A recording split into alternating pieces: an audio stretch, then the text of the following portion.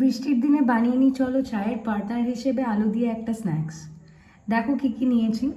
প্রথমে আলুটাকে সেদ্ধ করে রাখা হয়েছে, ওর মধ্যে নেওয়া হয়েছে কাঁচা লঙ্কা কুচি, এখানে আছে ধনেপাতা, এখানে আছে চিলি ফ্লেক্স, এখানে আছে অরিগানো, আর এখানে আছে সামান্য নুন।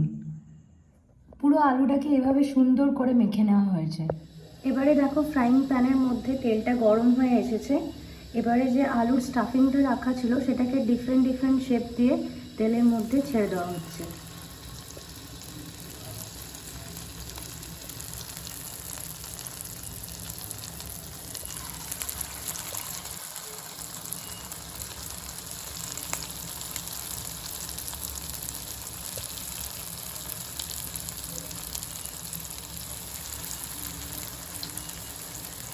এবার এগুলোকে একটু উল্টে পাল্টে নেওয়া হচ্ছে।